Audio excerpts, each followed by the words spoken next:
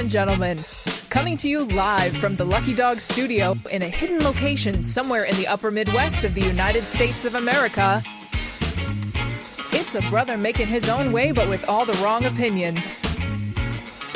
Welcome to the Morning Night Live with your host, the one and only P-Dog Knight.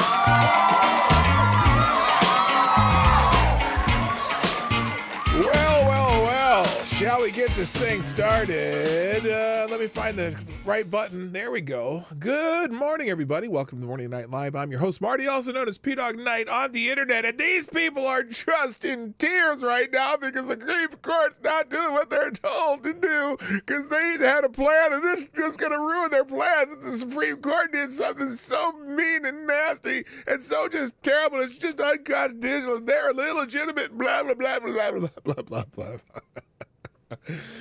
So, we're going to talk about the Supreme Court today because there's a few things going on over there that are interesting, and certainly the normal wheels of justice are turning as they're supposed to, but some people don't like it when it goes that way.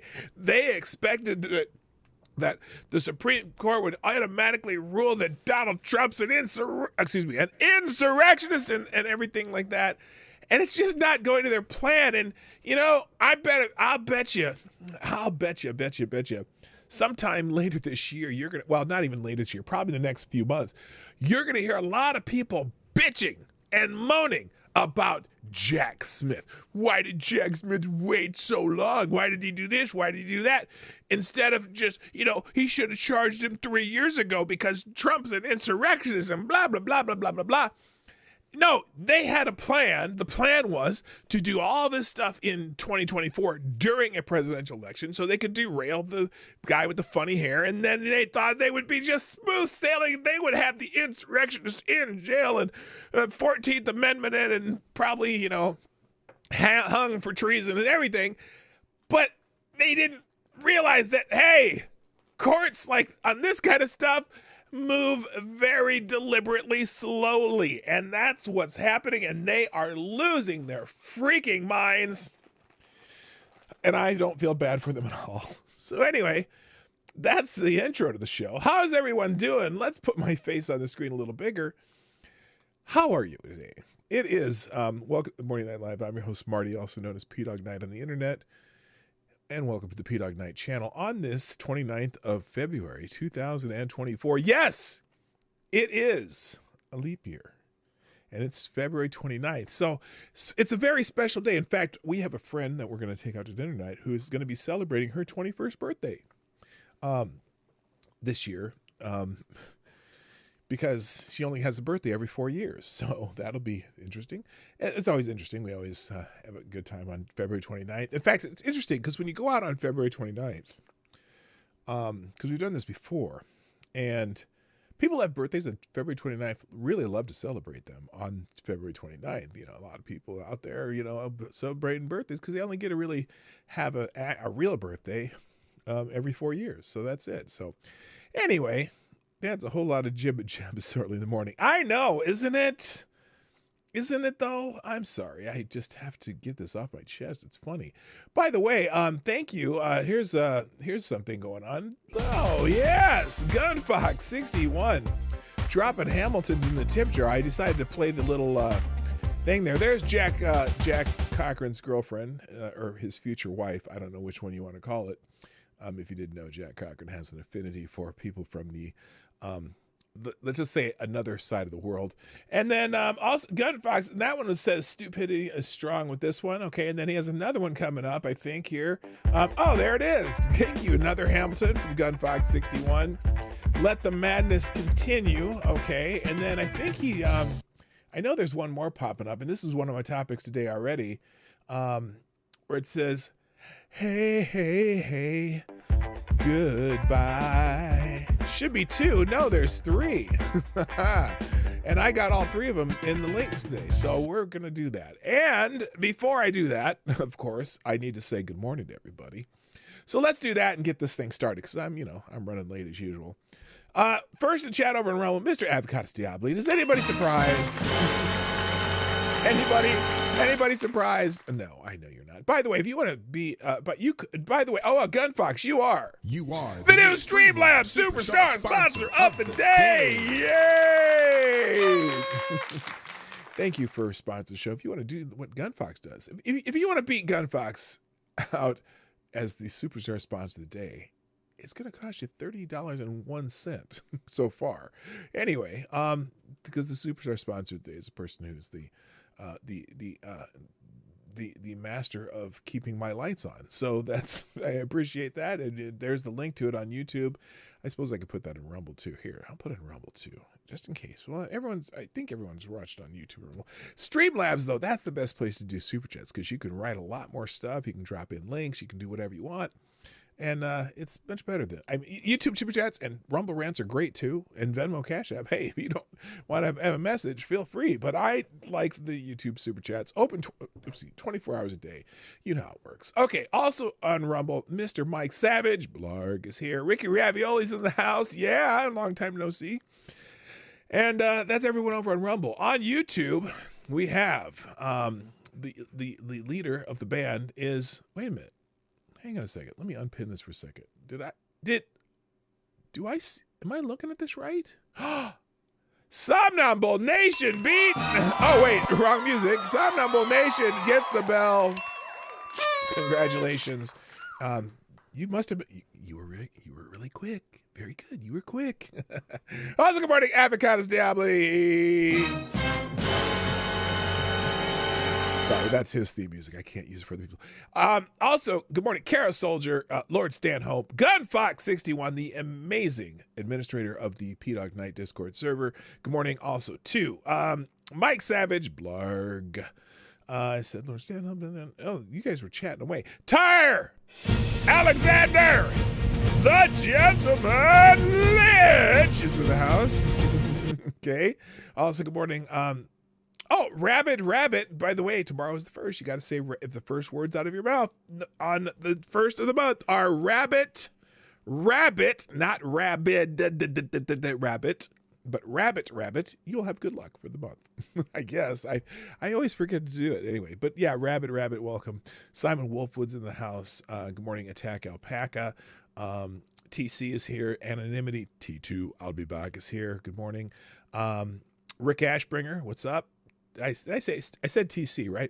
My favorite Canadian, Jaeger Pony's in the house. Nano's in the house. Nice to see. Welcome back, Nano. Balin Bobby, a name we see occasionally, and glad to see you here, sir. Who else is here? I got Zed the Snarky's in the house, and did I miss any? I think that's about it. At least those who participated in the chat so far. What the hell's going on? Oh, okay. Oh no! It says I'm not receiving enough video to maintain smooth streaming. I hope the stream is smooth. It's a little blurry, but it looks like it's going. Okay, it's going. Anyway, 27 people in the wait. Are there 27 people or 19? I can't tell. But only 9 likes. Hit the like button. Hit the share button. That's how you sponsor the show. Even if you don't want to drop dimes in the tip jar, you can certainly hit the like button and share the stream. That helps too. So every little bit helps. We want to keep the channel growing. Rumble seems choppy this morning. Barely started, and we're already starting to buffer. Are we buffering? Damn, this is really annoying. It's something to do with Streamlabs. So if this dies, I'll restart it, and maybe that'll help. So it's dropping frames. Okay, well, hopefully it will self-correct, which it often does. So let's just get on with the show. All right, so real quick, thank you to the people sharing the show. We've got a bunch of you already. Looks like TC, Nano, Somnambule Nation have all done so, and I appreciate it. I really do. It helps, and I love the fact that some of you do that before I even ask you to. It's awesome. So I always repost those on X, and I probably should try these on other places, but it says 22 now. Yeah, it's kind of going back and forth. On one says 23, one says 22. We'll get to it. All right, let's get into what's happening though, because that's what we got to get to. Wait, why do I have 3 notification things going? What the hell happened here? Okay, that is not supposed to be there. Okay, so anyway, things trending on X, the app formerly known as Twitter. Today is, and we have a special day today. It is Leap Day. No, Leap Day. Oh, there you go. That's better. Happy Leap Day. The February 29th happens every 4 years during the leap years, during election years, during whatever you want to do. And so people are celebrating leap days. I don't always have a birthday, but when I do, it's a leap year. Yes, our friend that we're taking out for dinner tonight, it is her birthday because, you know, if you don't always have a birthday, and if you're on the February 29th, you don't actually get a day. We always, usually do it before or after. Sporadic but quick to recover so far. Okay, that's cool. We'll get that going. So anyway, happy Leap Day, everybody. Also, trending. Now, this is one I've never heard of. Apparently, February 29th is Rare Disease Day. Now, and here, there's actually a Twitter handle. February 29, 2024 is Rare Disease Day, raising awareness for patients, families, and carers around the world that are affected by rare diseases. Now, I'm not sure, as I saw this, I scrolled a little bit, and the first image I saw was this. Whatever the hell that is. And it's a friendly reminder on Rare Disease Day that if you only ever listen for the hoofbeats of horses, you'll miss the entire herds of zebras. While each individual condition may be rare, in aggregate, the thousands of esoteric illnesses affect millions of patients. So I guess that's important. It's Rare Disease Day across the globe. So if you have a rare disease, we're celebrating you and hopefully the cure to that disease eventually. So, yeah, that's unusual. So moving on, it also trending today. Now, no one knows why. Well, no, I do know why. Morgan Freeman has been trending. And it's not because it's his birthday, and it's not because he died, but there were a lot of people on X saying that Morgan Freeman died, and he did not die. He is still alive. Lots of people talking about Morgan Freeman and me checking up to see on Twitter to make sure Morgan Freeman is okay. That's and then we got people here. And now this person's a little upset. These white people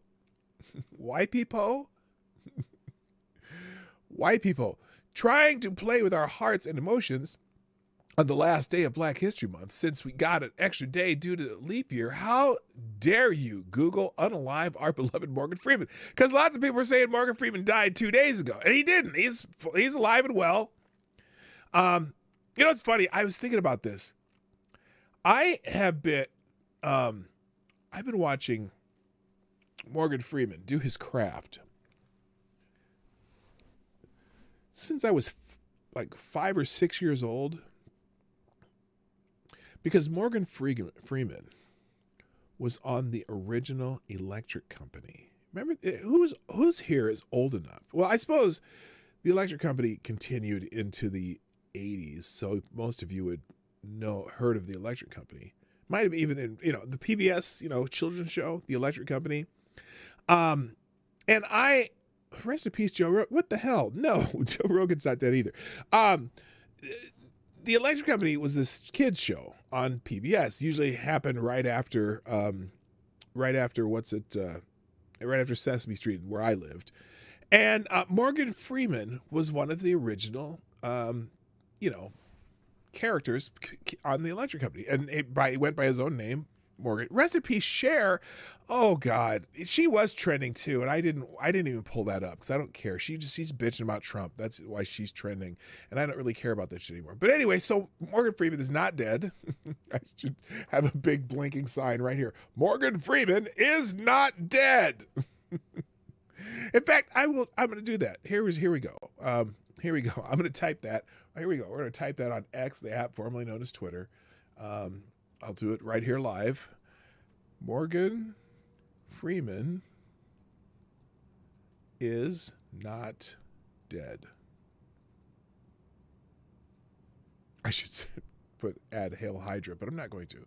There we go. Morgan Freeman is not dead. There we go. So just so you know, Morgan Freeman is not dead. Okay, moving on. Also trending. Mark Cuban is trending, mostly because he did this he was on a podcast or something, and he was whining about how X is a cesspool, which it kind of is, but it's fun though. It's a fun cesspool, and so I'm not really, I don't really care what Mark Cuban says, but here's Mark Cuban and why he's trending because of this video, and they're kind of the whole crew here is whining about the fact that maybe X, the app formerly known as Twitter, has too much free speech. So here's Mark Cuban. X is just such a cesspool now. X is a cesspool. Shit show. It's a shithole, right? You can't win no matter what. Everything like now. I think I do think the other guy's making fun of him, right? Badly. He fucked that shit up. But Instagram's still chill, TikTok's still chill, and there's other places, right, that aren't so bad. And Mark Cuban's having a little bit too much work and too much hair dye going on there. Where you can mess with people and have fun, but you just can't do it. You can't mess with people and have fun on X. Oh my God, who? No, here's what Mark Cuban's problem is. Mark Cuban expects everyone on X to agree with him. That's what his real problem is. People, he says something and he's a billionaire and thinks he's smarter than everybody. And sometimes he says some stupid shit. And so people on X get all up in his, hind parts and make fun of him. And he doesn't like that. And so that's why he thinks X is a shit show. Because see, us plebes who are not as good as Mark Cuban are not supposed to be able to make fun of him. And we do. And so that's very upsetting to him. You don't need to see the rest. You can look at it yourself. So that's why he's trending. Also, now let's get into some actual news. And this one is confusing everybody. So the core PCE, okay, which is a measure of inflation, is out today, and the reports I read on here are conflicting. So, for example, as I read this, like for example, Zero Hedge, PCE and core PCE, and I'm not 100% sure what this stands for, but anyway, core PCE, annualized rate of 2.8%, from 2%. Core PCE, what? Annualized rate? Okay, some people are saying this is fan-fucking-tastic, and some people are saying this is terrible.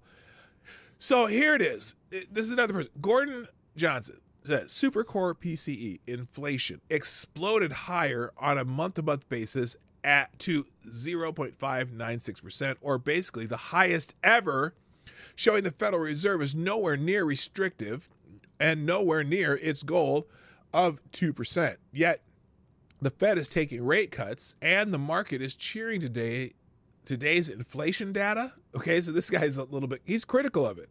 But as you scroll down, you read other people. Let's see. So core PC is the preferred inflation metric used by the Federal Reserve. January number annualizes to over 5%. But the media wants you to look backwards. Yeah, that's what I don't get. So it should be bad news. But then you got someone here. The Fed's preferred measure of inflation, core PCE, moved down to 2.8% in January, the lowest since March 2021. Well, March 2021, it wasn't good then. It was terrible.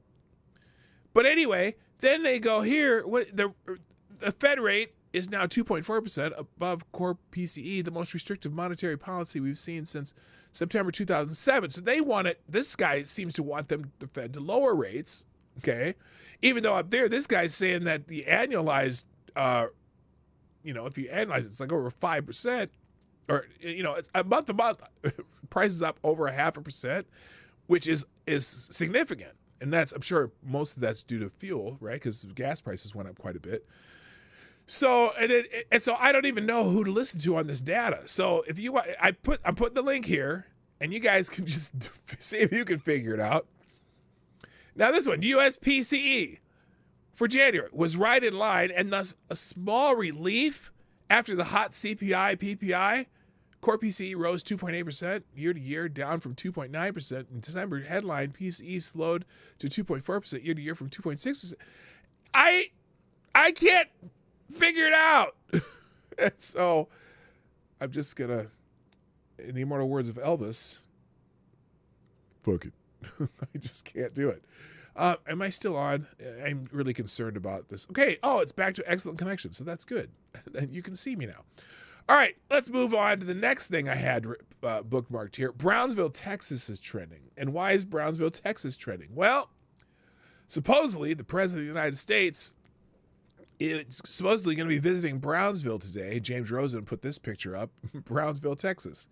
Okay. That's exciting. But anyway, Bill Milligan, who's been following the border shenanigans, crisis, whatever you want to call it down there, who says the Border Patrol Union president tells me the White House never reached out or invited them for Biden's border visit in Brownsville today. They expect Biden to cite the union support for the failed Senate border bill today. Keep our name out of your mouth, the union says. Oh, damn, because they're not happy. Here it is. Look, here's the border union president. Attention, President Biden. Keep our name out of your mouth today. And someone, anyone hear that in Will Smith's voice? So anyway, now, and people are pointing out that when Biden visits Brownville, he might see a single illegal border crosser if he's lucky. But Trump is going to Eagle Pass. So look at the difference between Eagle Pass and Brownsville in the last 5 days. Border apprehension, 612-0, 22-6 in Brownsville. Eagle Pass, 500, 558, 563, 132, or 152, 333. Is Joe Biden going to the wrong damn place? I mean, seriously, why is he going to Brownsville? Because the photo op is less likely to have border crossers. That's why. And the only reason he's going to Brownsville is because he found out Trump was going to Eagle Pass. And the other thing, but it's funny though, if you watch, what's that show he was on the other night? He was on some late night show, well, taped in the afternoon because Joe Biden doesn't stay up past, 6 o'clock. Seth Meyers, he was on Seth Meyers, Late Night with Seth Meyers, is that what it's called? And he was saying, I didn't even know Trump was going to Texas. I might have to change my plans. Because I don't want to go there the same day that Donald Trump goes there, blah, blah, blah, blah, blah. House Republicans, Brownville residents blast Joe Biden's visit to the southern border. But here, let's watch a report. Let's watch this Fox report because people who live in Brownsville are not happy with Joe Biden coming here to Brownsville, Texas, where I had the chance to speak with residents who are also small business owners about what they think about Biden's visit here. Watch. Let's see what they say. He's wasting his time. Mr. President, what are you doing here? By a stroke of a pen. Now, wait a minute. Whoa. You don't need... Hold up. Hey. Why is this Hispanic man trashing Joe Biden? Hold up. Hey. Need Congress. It feels like it's a day late and a dollar short. I don't know what his purpose is, to be quite honest. We've had this situation there's another for Hispanic years. brother. He has not shown up. It just Mark Garza, Texican Barbecue Company. That's a Hispanic brother. Not happy with Joe Biden right now. Hello, Renee Mayette. How you doing, honey? Nice to see you. Yeah. seems a little too late. Yeah, isn't it funny that all of a sudden, Democrats in the Senate and the House and Joe Biden, all of a sudden they all care about immigration in an election year because it's when, you don't think people notice that? Do these assholes think that people don't notice that you finally decided to change up your tune during an election year when you're running for president again? When people this has been on people's minds for 3 entire years. It's crazy. All right, so that's that report. Should we watch one more? Let's see what this one is. Biden visiting Brownsville, Texas, where the border crisis is no longer there. Wrong image. Wait, here, let's try this one. House News reports that Border Patrol agents catch more illegal immigrants at Eagle Pass, Texas in a day than at Brownsville in a week. That just kind of shows the difference is what the difference is going to be for what Trump and Biden are going to see on the ground. Okay, I'm not going to play that one. Here, let's hear from a Border Patrol agent. Border Patrol agents say they catch more illegal immigrants crossing. Okay, here's what the Border Patrol agents say. Definitely with the fencing put up, and further down we have the Connex boxes that seem to help, but even still, they still want to just climb over or climb on top of those. And agents here say that they're dealing with these smugglings on a daily basis. They said that they could catch more migrants crossing here in a day than they can in Brownsville in a week. So that just kind of shows you exactly what the difference is going to be for what Trump and Biden are going to see on the ground. Another live look there, as you can see that migrant now trying to figure out what he's going to do next. He'll be processed and then released, possibly on parole. Right. Hey, he'll get over there, and then they're just going to process him instead of saying no. Don't. How about not coming over here? wouldn't that make more sense? I don't know. It's just crazy. So that's why that is why Brownsville, Texas is trending right now. Let me see something real quick. Make sure, is Rumble working? Yes, it is. Okay, everyone's working. I love it. I love it. All right, other things happening. Okay, now here's some bigger news. This is bigger news, at least as far as American politics go. Let me get my voice ready here. Mitch McConnell, the Senate minority leader, is stepping down from leadership position. Because he has to. So there are other people thinking about doing it, but here we go. Mitch McConnell announces upcoming retirement as Republican leader. He says it's time for the next generation of leadership. And that's Chuck the smarmy prick from. As some of you may know. Oh, we're not going to do 9 minutes of Mitch McConnell. No, we're not. Anyway, Minority Leader Mitch McConnell will step down from his leadership position later this year. He announced on Wednesday on the Senate floor, saying Father Time remains undefeated. Isn't that true? No one's.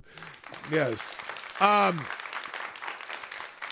he said it's time for the next generation of leadership. McConnell. So they'll probably hand it off to who's the second oldest person in the Senate? Republicans. I don't know. McConnell, already the longest serving Senate party leader in history, will step down at the end of this Congress in early January 2025. He said, I turned 82 this week. A notably exhausted McConnell said in the Senate chamber, the end of my contributions are closer than I prefer. Is he dying? I don't know. McConnell reminisced with deep appreciation about the days after his 1985 arrival in the Senate. He's been in the Senate since 1985. Holy shit. Hello, Jesse Leon. Hello, Those Ain't Real, dude. Nice to have you here. Holy bat shit, Batman. Anyway, he's stepping down. That's all you got to know. And he says, we get swept away by the rising Trump tide. Oh, this is the memo. So this is how someone on the Hills, Niall Stanag, writes about it. Said an early Mitch McConnell decision to step down from his leadership role announced Wednesday was both shocking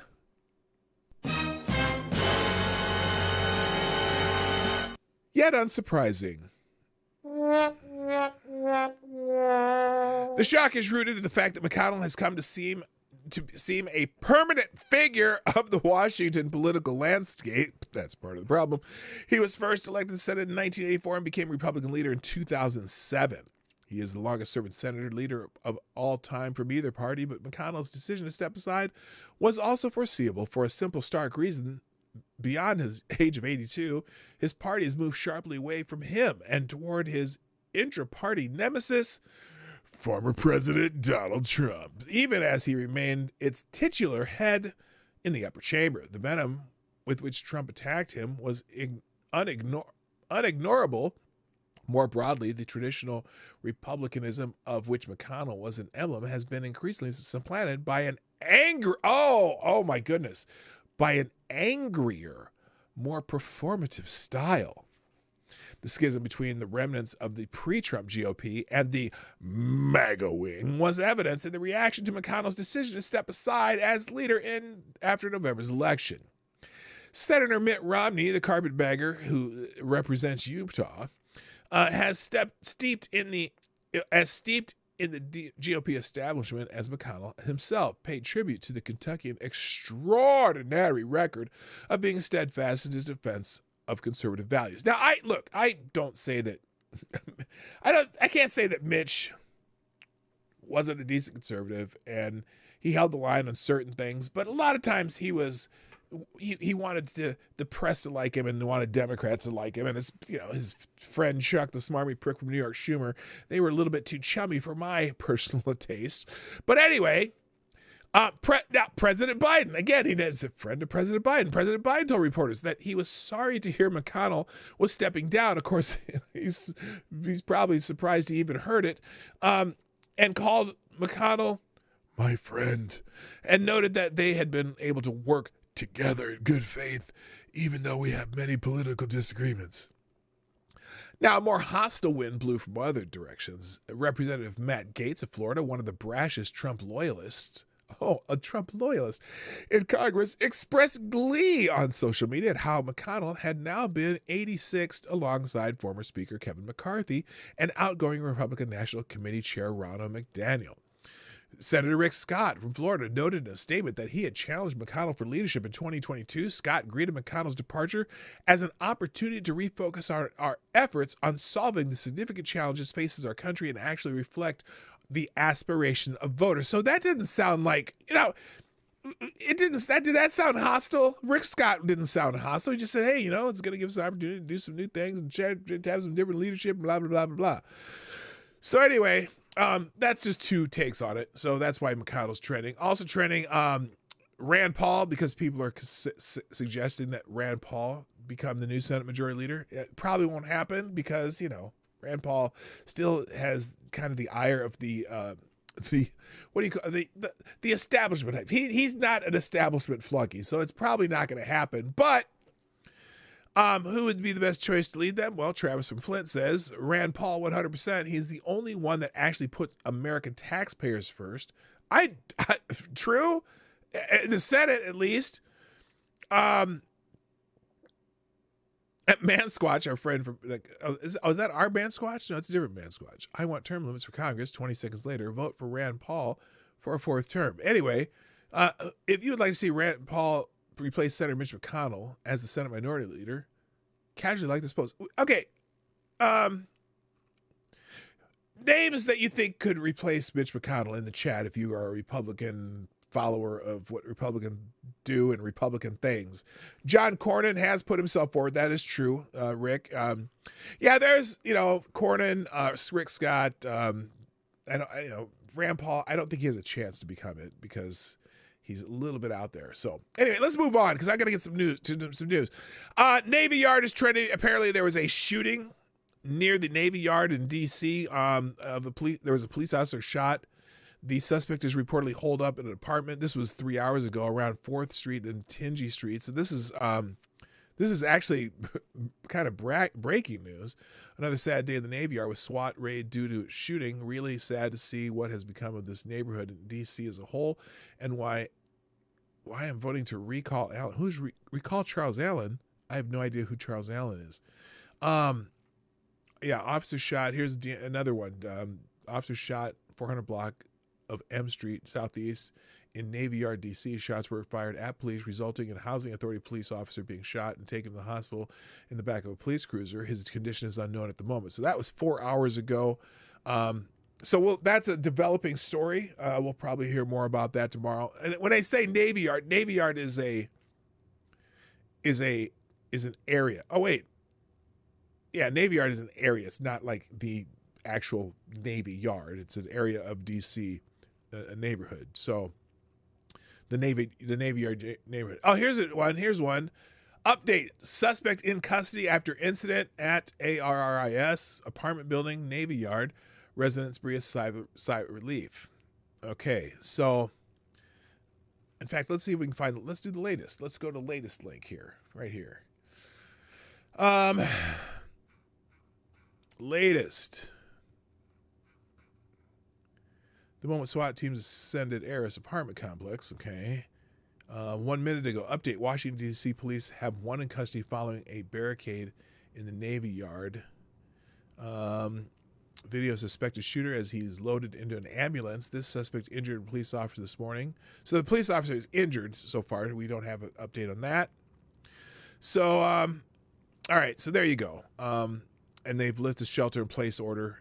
Have suspects in custody following the shooting incident. So you'll hear a lot more about this tomorrow.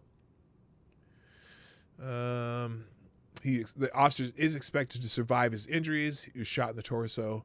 2 suspects have been arrested so far. So good thing that officer has survived. Moving on. Also trending, Aubrey. Now this is, I gotta also point out when people on the right do stupid shit. And apparently this woman named Aubrey Savella decided to post this on X, where she says, Maricopa County at its finest, my first time ever voting in a presidential preference election, and I received not 1 but 2 mail-in ballots. Thank you, Stephen Richter, which is, he is the Maricopa County something or other. Okay, so, yes, so she says, I'm first time ever voting, and they mailed me 2 ballots, to complain about how mail-in balloting can be bullshit. Now, look, the idea that they don't make mistakes with mail-in voting is that's a stupid idea too. But in this case, according to the county recorder, the user changed addresses the last days of registration, meaning the ballots were sent to her old and new addresses. The ballot sent to the new address has markings indicating the ballot sent to the prior address will not be processed if returned. Now that's fascinating because let's say she does return the prior ballot and then the new ballot comes in. How do they figure that out? I mean, I'm sure there's some computer way to do it, right? But people are just ripping her to shred. Hi, Aubrey. Thanks for reaching out. You changed your voter registration on the last day of voter registration. This is the Maricopa County Recorder. From your Chandler address to your new Tempe address. Because early ballots go out on February 21st, your Chandler ballot was already set to go out. And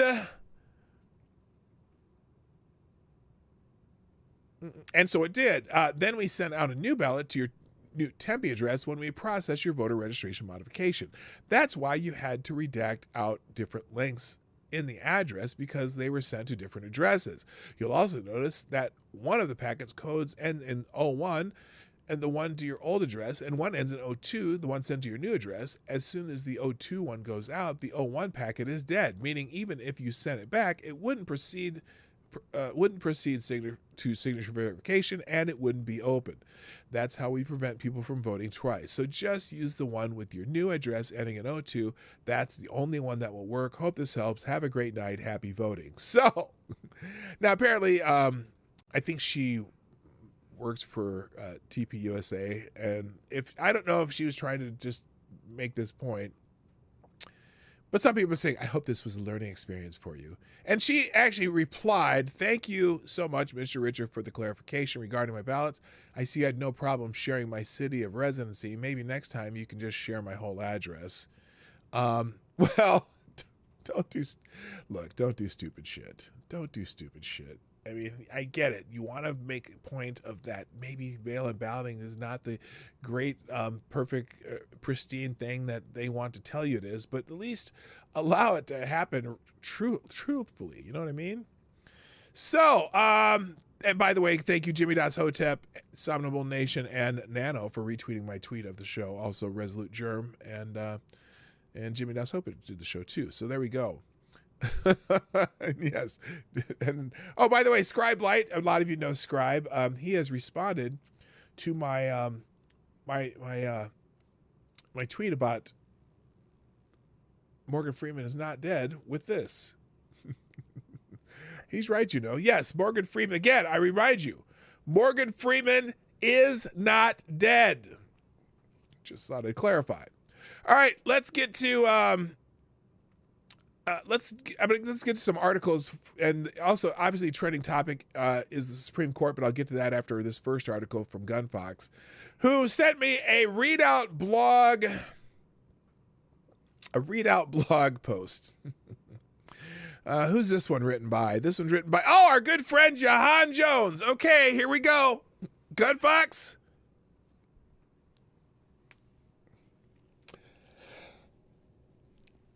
Yes, Gunfox. Here we go. Kamala Harris focuses on voting heading into the November elections. Real, does she? Does she laugh about it? Hello, Annalyn. The vice president unveiled 4 initiatives designed to ensure access to polling places. Oh, here we go. Hello, GDSOB. Vice President Kamala Harris, heels up, announced a series of initiatives on Tuesday designed to help Americans participate in the November elections because she thinks Americans are retarded. The event created an interesting split screen on TV as much of the national press coverage was focused on the Michigan primary. On one screen, journalists were seemingly obsessed with stories about Michigan voters threatening to withhold their support from the Biden-Harris ticket this fall. Well, yeah, 100,000 people voted uncommitted. On the other screen, the Biden administration was focusing on how to stop people who wanted to make it harder to vote. Well, nobody wants to make it harder to vote. They just want to make it have your legal votes counted only. You can count me among the people who think the latter is far more worrisome than the former. And yet it feels like stories of voter suppression and voter intimidation efforts seem to get short shrift from most outlets these days. Please, I want you to focus only on, what did he say? Stories of voter suppression and voter intimidation. I want to see specifically what you're talking about, motherfucker. Stop laughing, Gun Fox. I see you there. It's as though many in the mainstream press are taking for granted the fact that Republicans, many of whom backed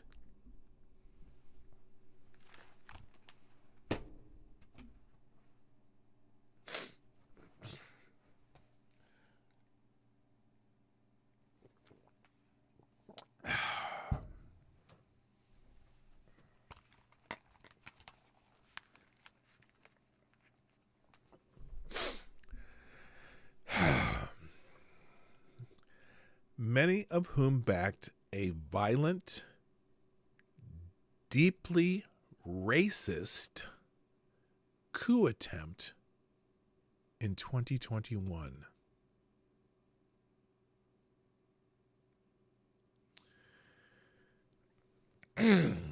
Then started rolling back voting rights and waging legal fights to restrict voter access, even as violent threats against election workers have become more and more common. I'm not going to even open these links. They're in the article, but let's see what this is linking to. This is research showing voting laws in the Roundup.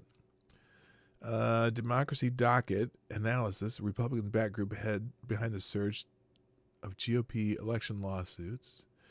Violent threats against, from Reuters. Campaign of fear. Okay, I'm not even opening those fucking articles.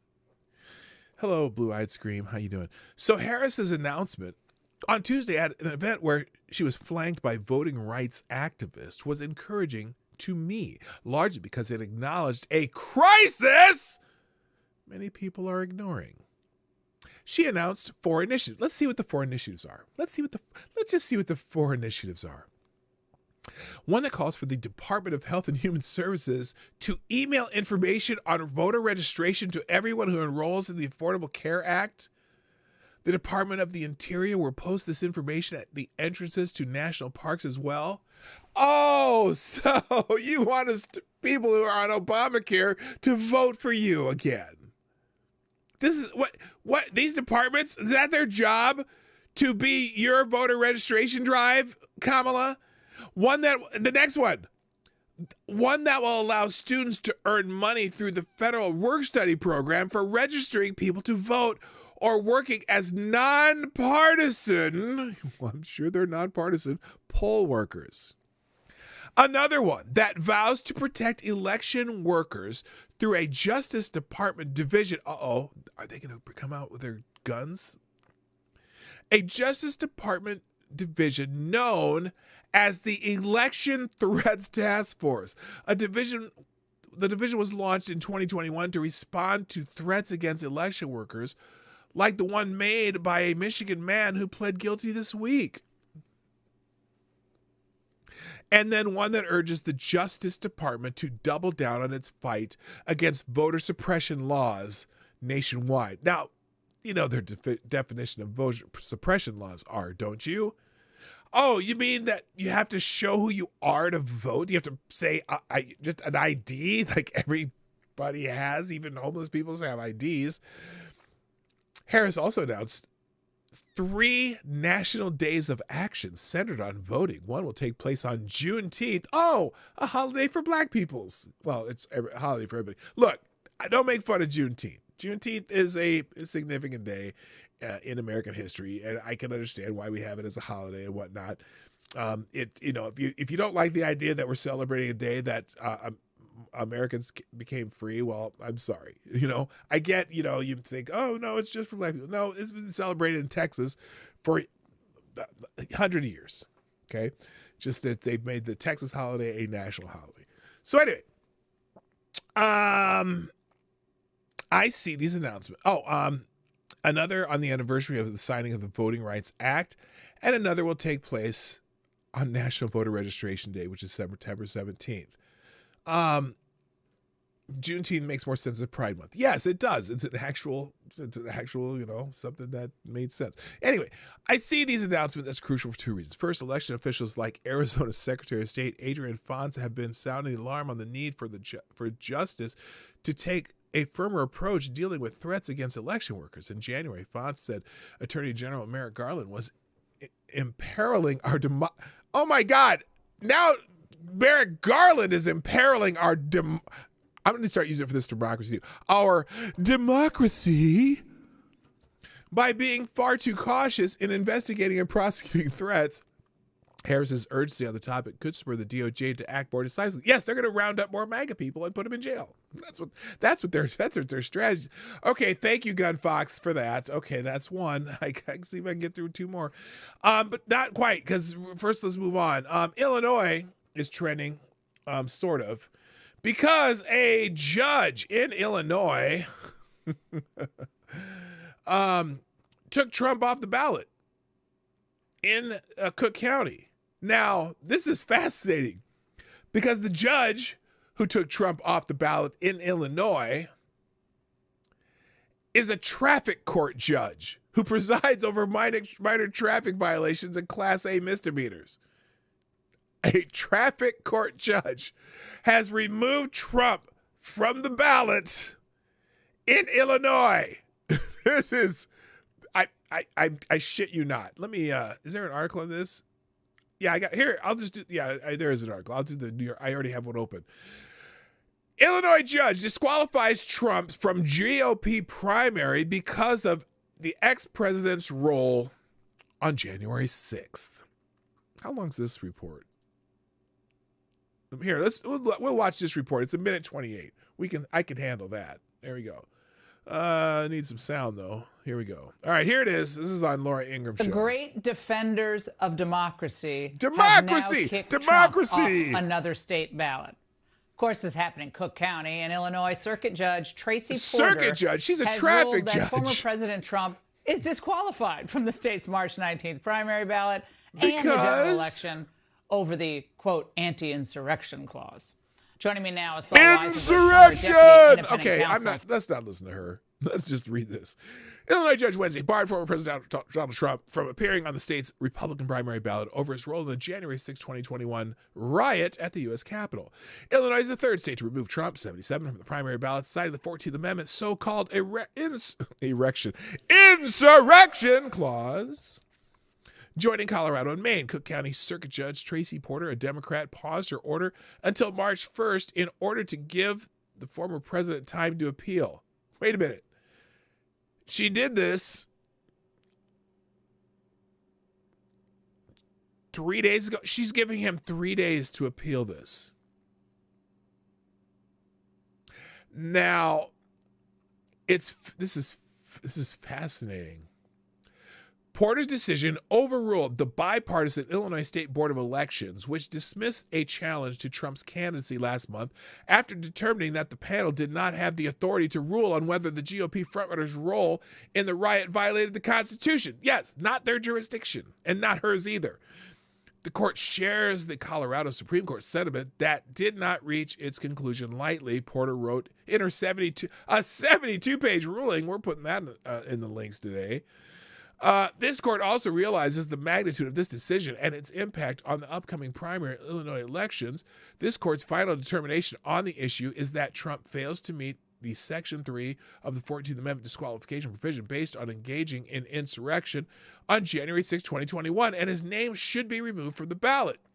The challenge to Trump's candidacy in Illinois was spearheaded by liberal advocacy groups Free Speech for People, same group that did it in Colorado.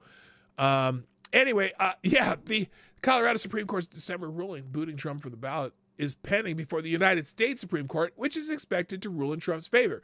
And you know how we know they're ruling in Trump's favor already without even having to have the ruling come out?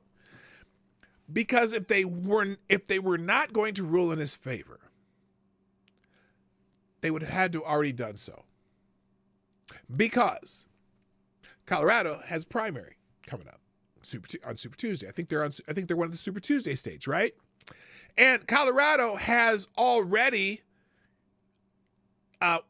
in anticipation of a Supreme Court ruling, they put him back on the ballot until the Supreme Court ruling, okay? Because Trump did appeal in time. So Trump is currently on the ballot.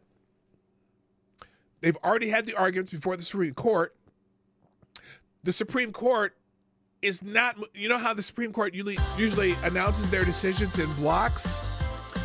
Well, normally, if this were an emergency decision they had to make, in other words, allowing the Colorado's decision, they would probably have to do it before Super Tuesday, so that Colorado could take him off the ballot.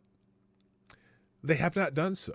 We already know this is going to be a 9-0 decision, or at worst 8-1, striking down Colorado's decision. And so then the Illinois decision will also be moved. But I find this hilarious that she does this ruling, a day or two ago, and gave till March 1st to appeal, which is tomorrow. Fascinating. Anyway, thank you, Tyre Alexander, dropping a deuce in the tip jar. Greatly appreciated. Who said, as TSO and BWI, I don't know what that means. That means I am a federal officer. Yeah, okay. He's in the, wait, TSO, what is TSO? Anyway, it says, as TSO and BWI, that means I'm a federal officer, so I am calling for the arrest of Hunter Biden and Joseph Biden for high crimes. That's it, literally. That's the exact same thing this traffic court judge is doing. Yeah, it truly is. It truly is. There is no federal designation of Trump being part of an insurrection. So how can she use the Trans-Siberian Orchestra? Oh, I see. That's funny. Anyway, that shit's just batshit crazy, and she should be embarrassed. Now, here's someone who's talking about this. The arrogance should not surprise me. Sol Weisenberg rips appalling Trump ballot ruling by Illinois judge. This is on the same show? How long is this? Do I have time? Oh, no, we're not doing 6 minutes of this either. Anyway, former Deputy Independent Counsel Sol Weisenberg called Illinois' judge's ruling disqualifying former President Donald Trump from the ballot appalling Wednesday. Cook County Judge Tracy Porter issued a ruling Wednesday evening disqualifying Trump for the March 19th Republican primary and the November 5th general election ballots. Citing the 14th Amendment's insurrection clause, the Supreme Court heard oral arguments on February 8th on Trump's appeal of the Colorado Supreme Court December 19th ruling disqualifying him.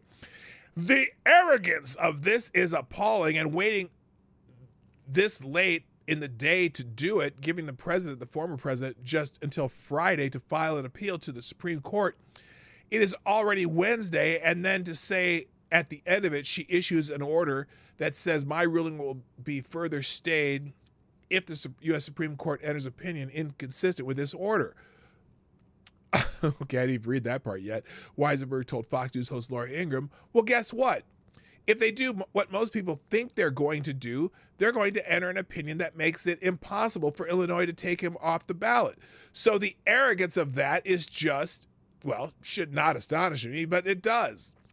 And then let's see, Democratic Secretary of State Shanna Bellows of Maine declared Trump ineligible to appear on the ballot December 28th, but the court halted the removal pending a ruling on the Supreme Court. So anyway, we already know the Supreme Court's going to do a decision on this, and this lady's just grandstanding.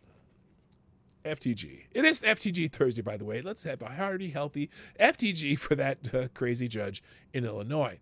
Now, in other Supreme Court news, since the Supreme Court's trending, let's do this one real quick because this is from Gunfox also, and this should make you have a nice little chuckle. Watch Justice Jackson, that would be Ketanji Brown Jackson, says bump stops can fire 800 rounds per second or whatever during a pivotal SCOTUS hearing. So they're having a Supreme Court hearings on bump stocks.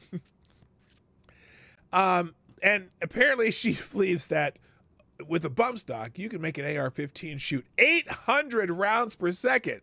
Now, I don't know about any of you, and I don't own any AR-15s, but I'm just curious, where can I buy one that has an 800 round capacity cartridge? I need one of those. If you can run 800 per second, holy shit, that's faster than any gun in the history of the world.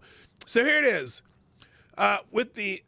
Listen to how she says this, because it says, and with the obnoxious Valley girl, whatever, Jackson shows her disdain for our Constitution and knowing anything about the topic on hand. Twice she says that bump stocks shoot 800 rounds a second, and no one corrects her. Does she even know what a woman is yet? Hello, listen to this. I see Congress as putting function in this. The function of this trigger is to cause this kind of damage, 800 rounds a second or whatever. And 800 rounds a second or whatever.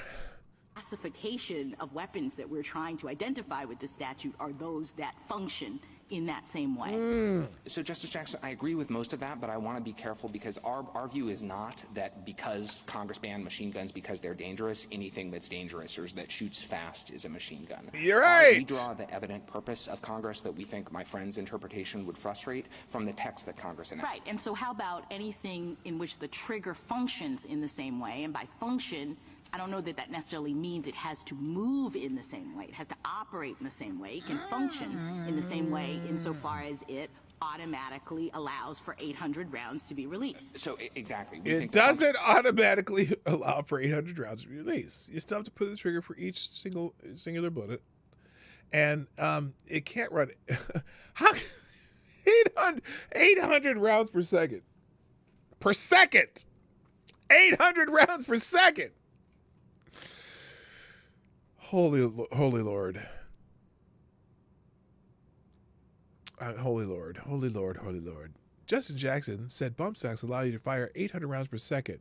The M134, which likely has the fastest rate of fire, can fire about 100 rounds per second. You just can't with these morons. Oh, wait. An A-10 Warthog fires 65 rounds a second at 3,900 rounds per minute. That's the burr sound you hear from them. Justice Jackson believes bump stocks can fire 48,000 rounds in a minute. Well, if you could show me a 48,000 round magazine, I'd be like, damn, that'd be kind of heavy though. You know, I don't even know you can handle that. Anyway, that's funny. So anyway, SCOTUS is trending because they've taken up a case that that all the left-wing people wanted the Supreme Court to take up, and now they're mad that the Supreme Court is taking it up. So here it is.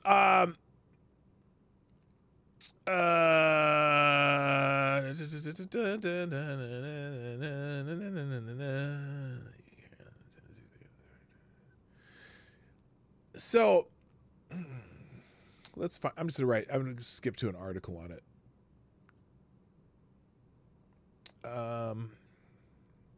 Shoot. What happened to my article on this? Well, anyway, the Supreme Court has decided that they are going to take up Donald Trump's immunity claim in the election interference case that Jack Smith has brought to the courts, right? And what had happened is Donald Trump his team has claimed this what's presidential immunity, meaning that if he's doing something in the course of the job of the president of the United States, that he is immune from lawsuits or, prosecution for things he did as the president of the United States. Now, some people have been saying that this means, well, does this mean he can murder something and he would not be charged? No, that's not what he's saying. Okay. I want to be crystal clear here about he's saying about things that that are within the purview of the president. So, for example, in this this so-called election interference case, the argument is that he was trying to protect the election through legal means. Now, whether it was correct, his assumptions were correct or not, it doesn't matter. That he was trying to use the legal process to determine whether or not who actually won the election. And as the president of the United States, that certainly election integrity is certainly in the purview of the president of the United States. So what they were doing was they were doing it and trying to do it in a legal manner. And so the things that mucked it up, obviously, is they want to all talk about January 6th and the insurrection and shit like that. But that's not even what this case is about, because Donald Trump's not being charged with anything regarding the insurrection. You know what I'm saying? So, but these people are pissed off that, oh my God, Donald Trump is actually going to get due process on these charges. And because what happened earlier too, Jack Smith wanted the Supreme Court to take up this particular issue the minute that they brought it up. And the court said, no, you can go through the regular process. So they went to an appeals court, and the appeals court rejected the idea that there's a presidential immunity and things that you do as a president of the United States. And so the Trump team has decided to appeal that to the Supreme Court. Now, remind you, I'm going to say it again. Jack Smith wanted the Supreme Court to take up this issue immediately when it was brought up, because he wants to speed this process along, because he chose to wait until this year to bring all these cases against Trump. And he wanted to do them during the election season, so it would muck Trump's campaigning up. And they wanted to get rulings before the election so Trump could go to jail or whatever they want to do with him after this happens, right? Because they think they have a lock, stock, and barrel tight case against Donald Trump, which... yeah, we'll see. Because, of course, they're doing it with the D.C. jury, which they've had a 100% conviction rate in D.C.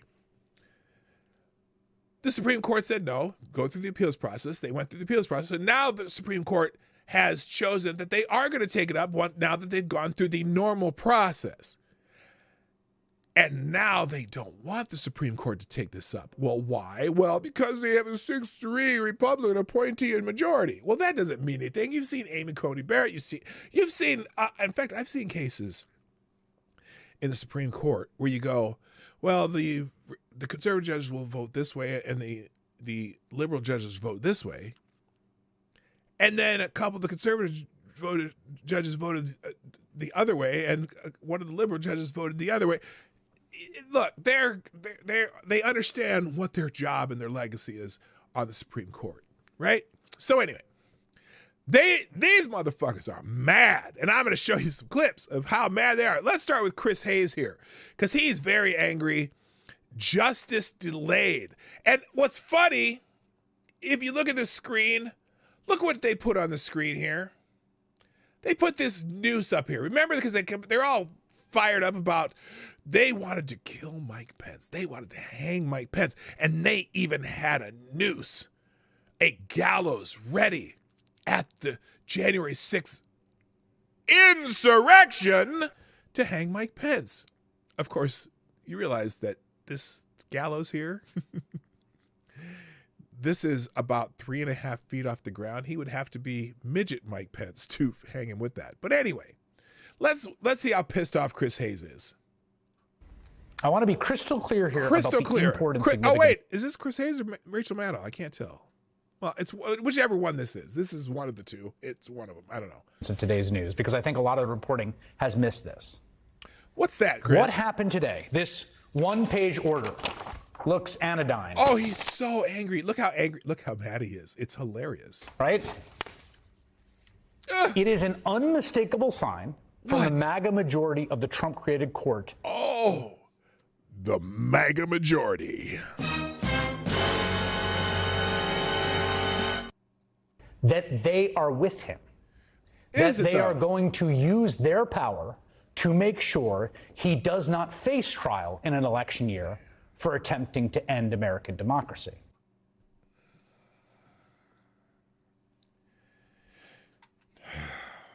Attempting to end American democracy.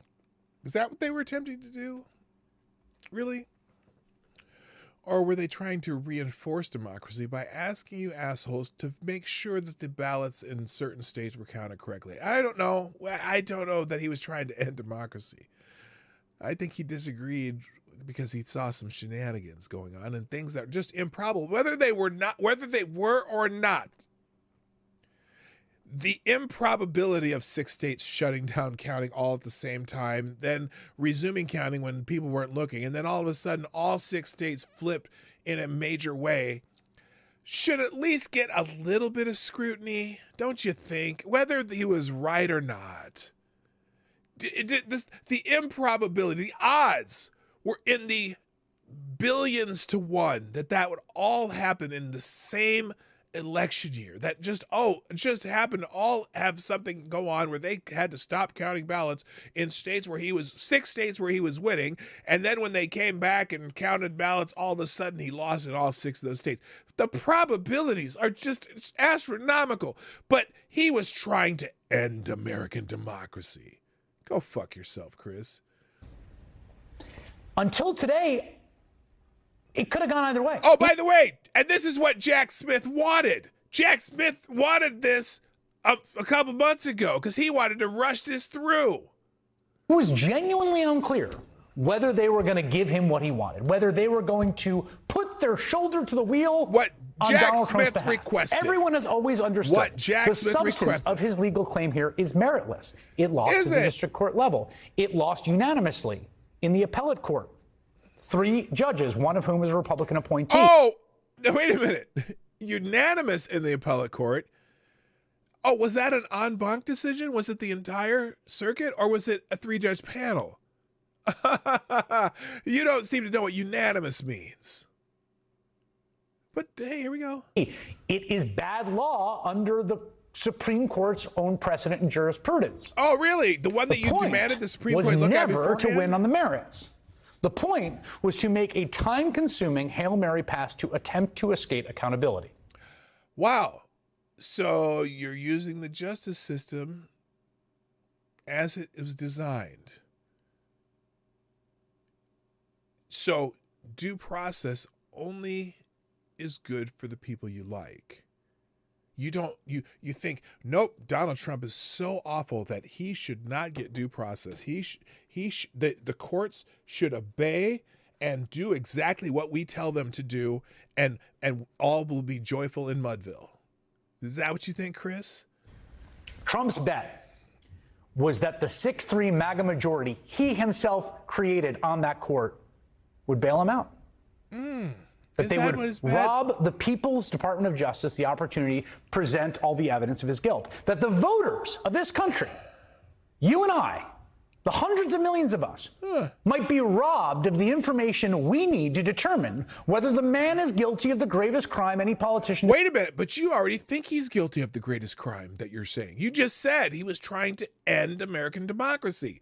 So you've already made your judgment. The evidence means nothing to you, Chris, you lying piece of shit. You want him in jail. Better yet, you probably want him hung on those gallows that you have right over there. See those little gallows there that wouldn't hang a midget? You were hoping they'd be a little taller and you can hang Donald Trump from them, don't you, Chris? I bet you that's what your problem is. Because you've already said he's guilty. You don't care about what evidence the American people need to see the evidence. You don't care about that. You already think he's guilty. You've already said he was led an insurrection. Has been accused of since the Civil War. Hello, Johnny Hillcan. Today the court... Wait. I've got to replay that. Listen to this. It's like What? The hundreds of millions of us might be robbed of the information we need to determine whether the man is guilty of the gravest crime any politician has been accused of since. Notice he said whether he is guilty of it.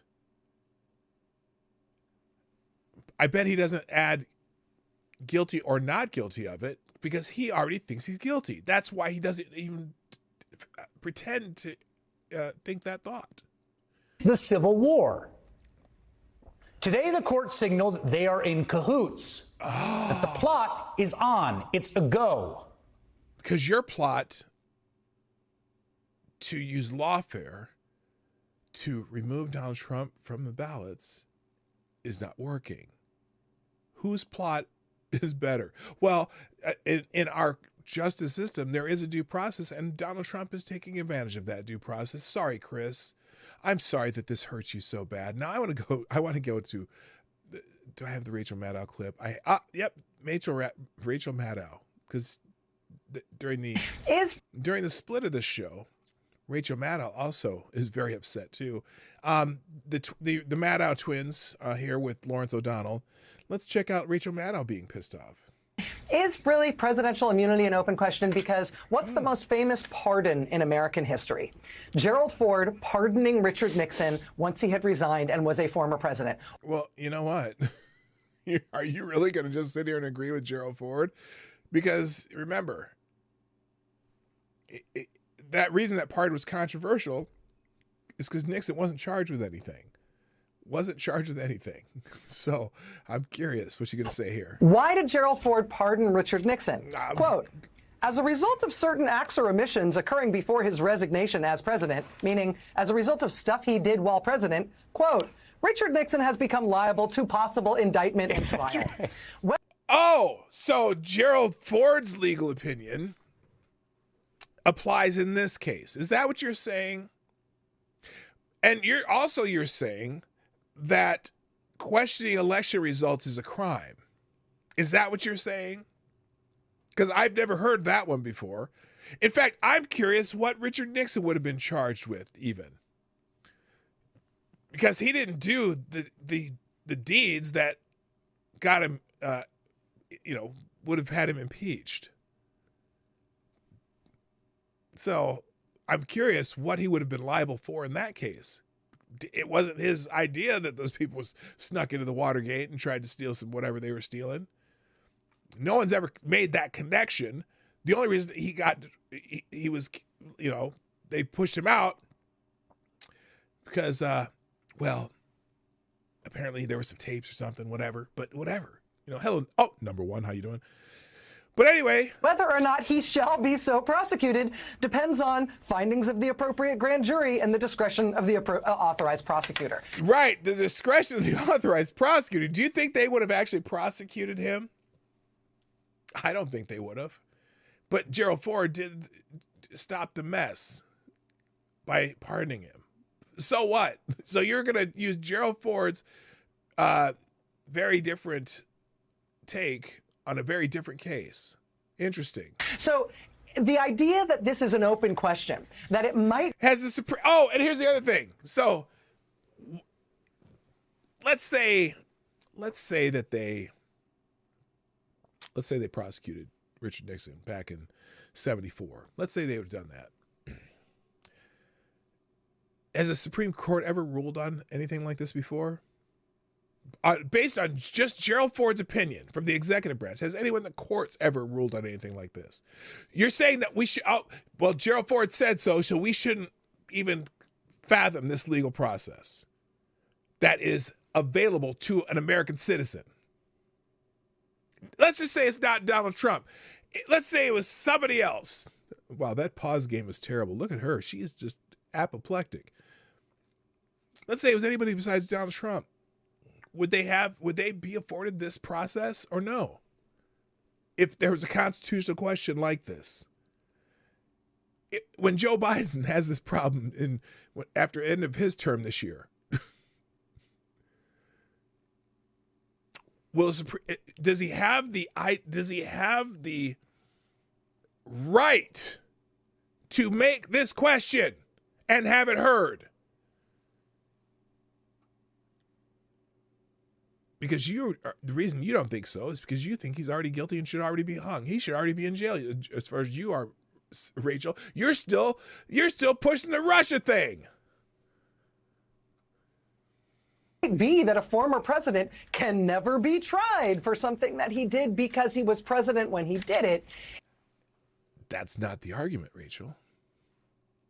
If he pulled out a gun and shot Mike Pence in the head in the Oval Office, absolutely he could be tried for that. But let's think about this, Rachel. There was an administration that illegally sold guns to drug cartels in Mexico. Could that president be tried for those acts now? I bet you'd be arguing that he had immunity because these were part of the functioning of the government, which is even worse because a couple Border Patrol agents were killed with those guns that they sold to the Mexican cartels, and that was under Obama's orders with his attorney general, and boy, they just got off scot-free. Was there executive immunity in that, Rachel? Should we go back? Should we look that one up? I'm just curious. Is disproven by a plain reading of American history and the whole justification for Richard Nixon being pardoned in the first place. So the idea that this has to be taken up is them saying the sky is green. Right. And Gerald Ford is not the Supreme Court. Rachel, Gerald Ford is not the Supreme Court. And I think even for the non-lawyers among us to be able to say, you know what, the sky is not green even on our worst day. This is BS. You are doing this as a dilatory tactic to help your political friend, your partisan patron. And for you to say that this is something that the court needs to decide because it's something that's unclear in the law is just flagrant bullpucky. And they know it, and they don't care that we know it, and that's disturbing about the future legitimacy of the court. So they are inflamed right now over this. They are they're just gritting their teeth, and they want to take your lip, and they want to pull it over your head like that Cosby skit about the wife who was pregnant or whatever. So anyway, there's a whole article. Oh, sorry about that. I didn't even put it on the screen. Here we go. Let's try this. Here's the article. Rachel Maddow, Craven Supreme Court trying to help Trump. You saw it, so I don't have to put the article, but it's also in that link. Supreme Court. So anyway, here it is. Supreme Court is taking up Trump's immunity appeal.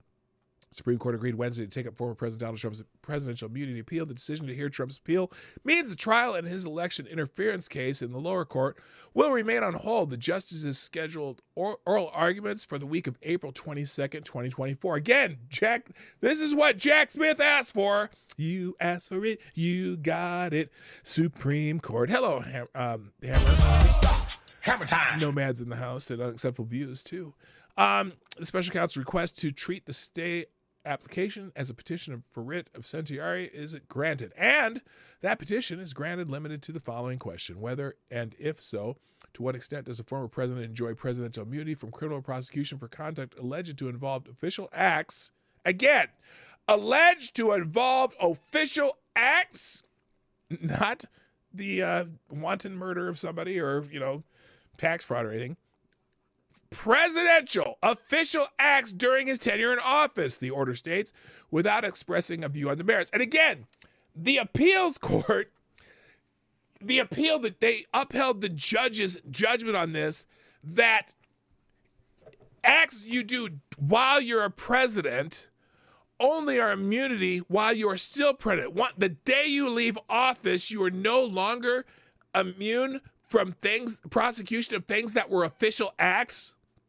I doubt it. Like I said, because a few other presidents need to be looking over their shoulders for some ARs or some weapons of war pointed at them by some FBI raids. Because if you're saying the day you get out of office, you have no longer any kind of immunity for official acts you did while you were president. Oh boy. You'd be worried. Obama should be worried. I'll tell you that. Anyway, so that's what they're taking up. entire, whatever pages of it, I think it's 2 pages long, is right here in the links. Moving on. And then also Trump has won a, speaking of courts, Trump wins mixed victory at appeals court in the New York civil fraud case. This is the $454 million judgment. A New York appeals court judge stayed some provisions of a judgment against former President Donald Trump Wednesday, according to multiple reports. Judge Anil Singh ruled that Trump must post the full amount of a surety bond to cover a $454 million judgment, but allowed Trump to seek loans to secure the amount needed, CBS News reported. This is still bullshit. This is, we'll get into it in a second. George Washington University law professor Jonathan Turley called the ruling a mixed victory for the former president. Yeah, the idea that he can get loans for this, well, where's he going to get it? Because the judge said that he couldn't get a loan with anyone who was licensed to do business in New York State. Well, that's going to be a tough one, because probably every lender in the world is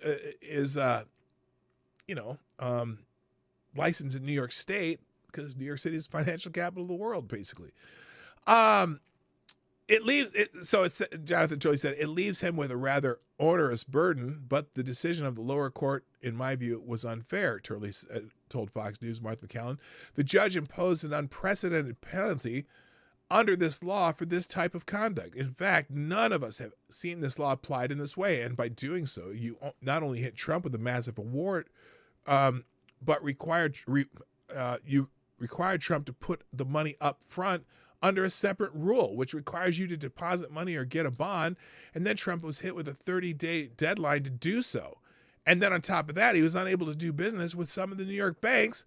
Most of us felt that was really beyond the pale. At some point, it becomes confiscatory, or confiscatory, however you want to pronounce it, just in order to bring an appeal, Turley said. If you're contesting an order taking your home, you shouldn't have to sell your home to appeal that order. But people like Attorney General James were talking about precisely that. She was naming properties that she might seize or he might sell just to get the Court of Appeals to look at this opinion. So it is a mixed victory for Trump, but it does give him some more options he didn't have before. So it's bullshit. And there's another article in the American Spectator here, how Enron goes medieval, which you can read that one on your own, but I'm going to skip it for now. And also a Federalist article here. Apparently, let's move on to a couple other things, and then we'll get out of here. Apparently, the FBI is going to arrest a Blaze Media reporter without telling him what charges he's facing. So the FBI is expected to arrest Blaze Media reporter on Friday for what appears to be his coverage of demonstrations at the U.S. Capitol on January 6, 2021, without informing him of what charges he's facing. On Tuesday, investigative reporter Steve Baker revealed that following the months of delay, federal authorities informed his legal team there is a signed warrant for his arrest and that he is to self-surrender for, quote, alleged J6 crimes, end quote, in Dallas, Texas on Friday morning. Baker has been at the forefront of reporting on the more questionable aspects of the January 6th riot in the U.S. Capitol. According to Baker, he is to turn himself over to the FBI at 7 a.m. on Friday, at which point federal officials will transport him to the Dallas courthouse where he can meet his attorney at 9:30 a.m. An unnamed federal prosecutor reportedly told Baker's attorney that he is to wear shorts and sandals during his surrender, representing an effort by the FBI and Department of Justice to give Baker a dose of the personal humiliation treatment. A hearing before the federal magistrate is reportedly set to take place at 10 a.m. Baker was initially informed of the DOJ's intention to charge him over his J6 reporting in December, but was told by the FBI to self-surrender. The self-surrender date would be postponed until after Christmas, according to the Blaze.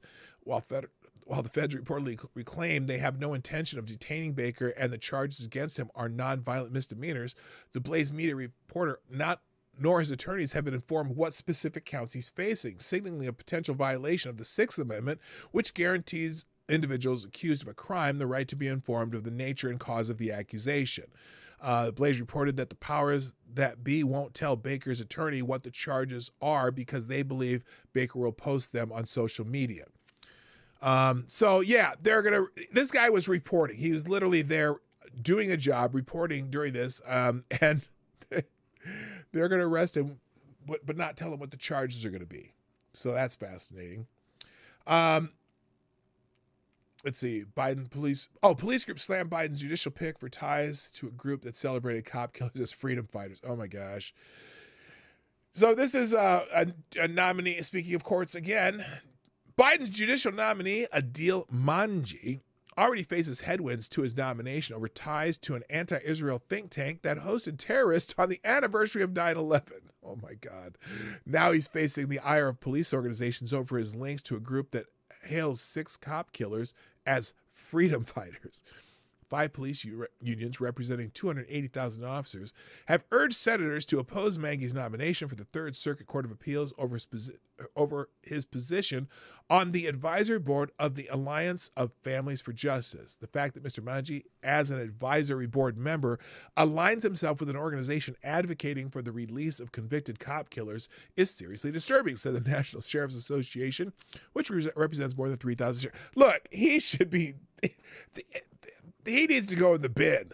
I'm sorry. Hello, Green Badger Outdoors. He needs to go in the bin. I'm sorry. What are you talking about? This is the kind of nominees. These are the kind of judicial nominees Biden has been sending us. What a fuckface. All right. There were so many more articles out here today that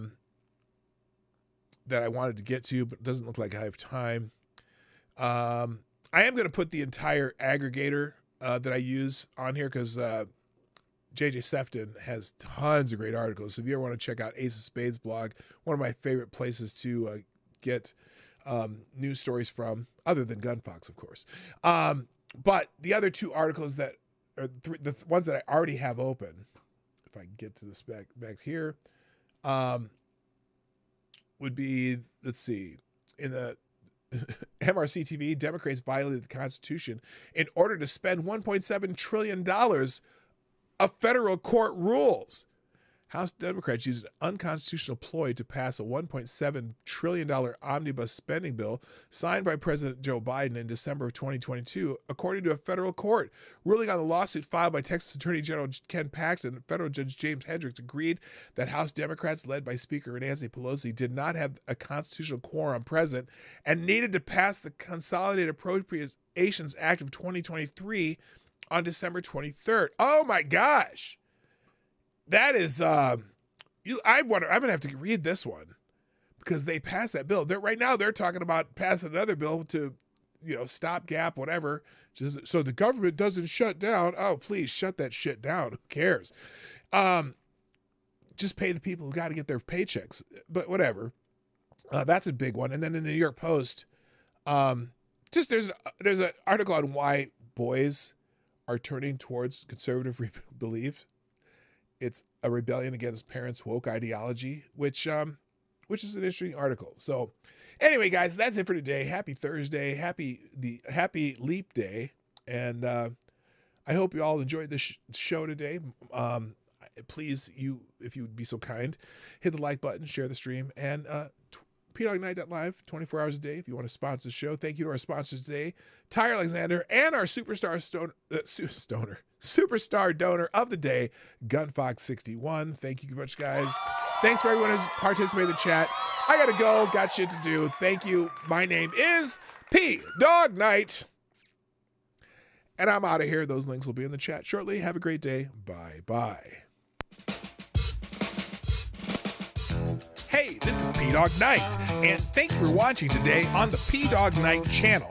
If you have an observation or remark you'd like to make about this video or my channel, I absolutely welcome you to write it in the comment section down below. I really look forward to hearing from you. And before you go, if you like what you saw but you're not already subscribed, please make sure you hit the subscribe button and definitely click that bell that pops up afterwards so you'll be notified when I post new videos or when we go live. I broadcast my live show, The Morning Night Live, Monday through Friday at 10 o'clock Eastern, 9 o'clock Central. A special thank you to all the supporters of this channel who share our videos on social media and who make donations through Streamlabs, YouTube, Venmo, and Cash App, which are all linked in the description down below.